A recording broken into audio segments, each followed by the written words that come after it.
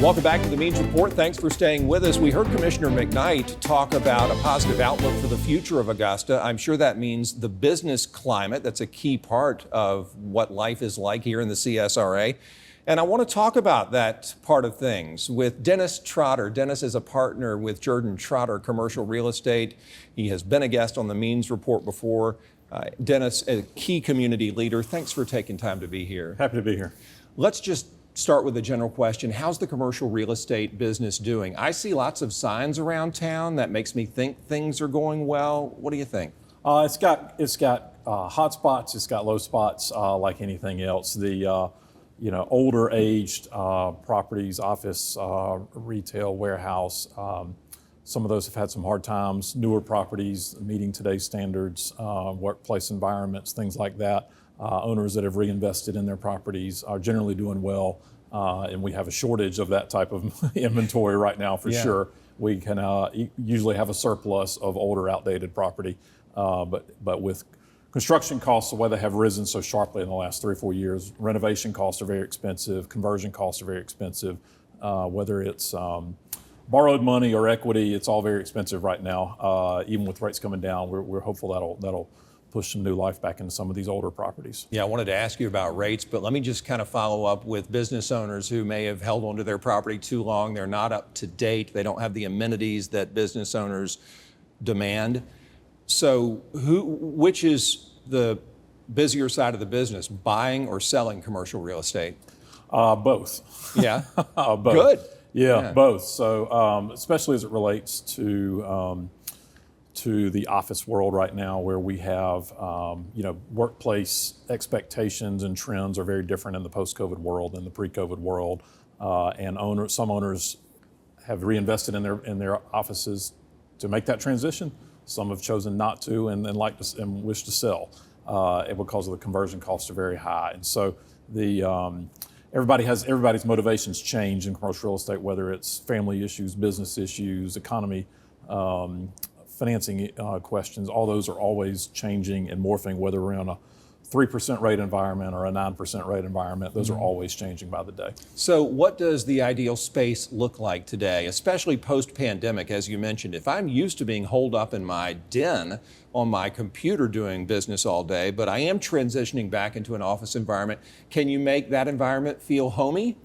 As best we can, to a certain extent. We're seeing the pendulum, I believe, swung probably a little too far in the direction of work from remotely.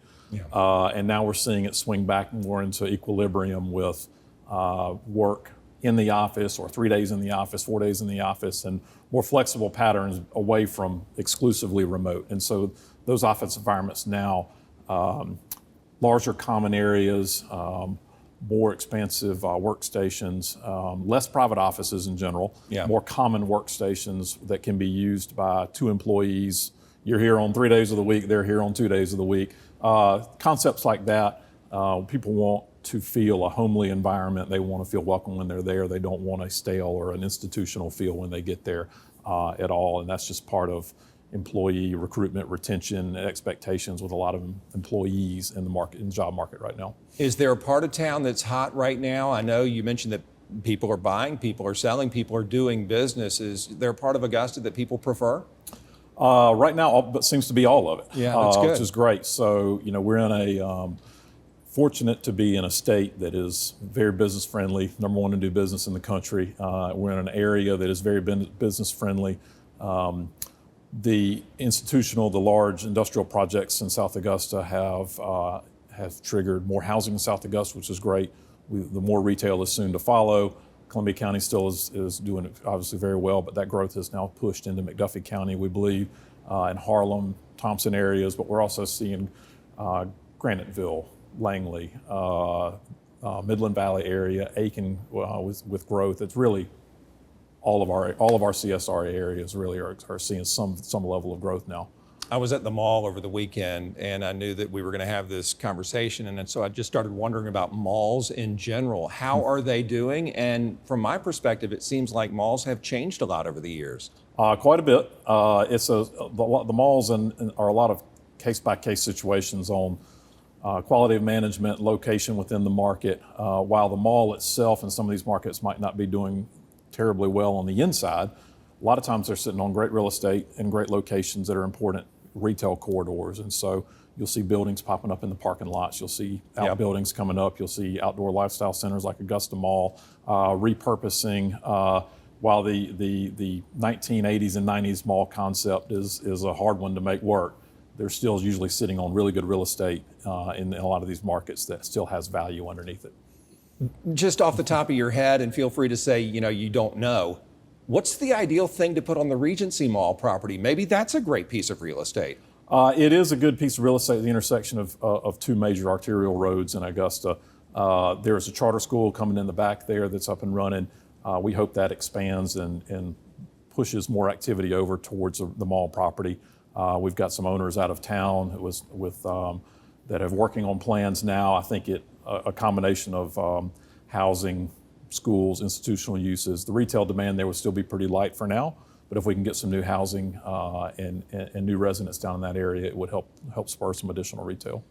I see signs, we mentioned that at the top of the interview, I see a lot of signs around town. Many of them are near warehouses. Are they a big thing right now, and why? Do people have a lot of stuff to store? Well, we love to keep our stuff, yes. Yeah. So self-storage does great right now, but the warehouse market in general is still very, very hot. Some of that is spillover from Savannah and Atlanta and other markets where their vacancy rates are really low. Some of that is just product of a good economy, prior to 2023, really. But warehouse needs change too. Ceiling heights need to be taller and taller. People prefer to stack their stuff vertically now. And so warehouses with shorter ceiling heights sometimes have some vacancy. We've got to find some repurposing for some of those. But overall, our warehouse market has still been very, very strong. And it's a lack of inventory for the great product. And the construction cost of brand new product coming out of the ground is obviously very steep right now. No, that makes sense, and I appreciate you sharing that. Kind of helps me understand what's going on in that part of commercial real estate. Sometimes the prospect of starting your own business can be daunting. In fact, I would say it all of the time can appear daunting. You and Troy Jordan made that leap and are successful and did the right thing, obviously. What would you say to the new business owner who says, okay, I'm listening to this man, I'd like to buy or lease a space and try to fulfill my dreams? What should they do as they begin? Right market, right time, with the right product or service they want to sell. Obviously, that's paramount. But smart work, hard work, and generally wins the day. Yeah. There's no magic tricks. Sometimes there's not a lot of magic tricks. It's really working harder, working faster, working smarter, and filling a need in the market. And if you can check those boxes, success should be pretty soon for you. Well said. You mentioned interest rates. I know that they were just recently cut. Maybe the effect hasn't had time to kick in. Do you think this is going to try to kind of light a spark for commercial real estate?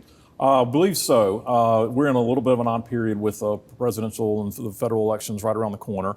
And that generally causes some pausing of our market while people are unsure who takes control of House, the Senate, presidential office, and what policy effects come down from that. The Fed operates independently from those mostly, and so their rate cut will help for sure.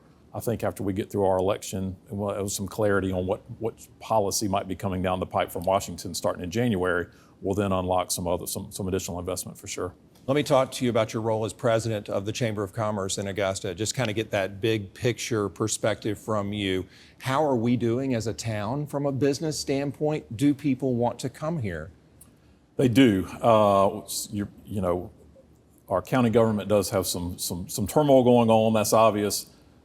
However, we've had such great leadership in the past to recruit talent and bring more jobs, more investment to Fort Eisenhower, NSA facility, cybersecurity. Savannah Riverside is growing leaps and bounds now with going back into production mode again. Vogel, our industrial parks, Arubis. We have so many great stories from a macro level. Great medical institutions here. Great schools here. We have all these wonderful macroeconomic stories that bring folks to the area. And with a generally friendly business climate, that we need housing, we need more schools, we need Yeah. more roads. So we're very fortunate to be in the city we're in, I think, overall. Well, that's encouraging to hear. And our time, as it did with Catherine Smith McKnight, has flown by. Dennis Trotter, thanks for taking the time to be with us. Thank you. Thank you for what you do for our community. Thank you so much. Dennis Trotter, partner with Jordan Trotter Commercial Real Estate. When we come back, how you can help us get more great guests like Dennis and Catherine. Stay with us.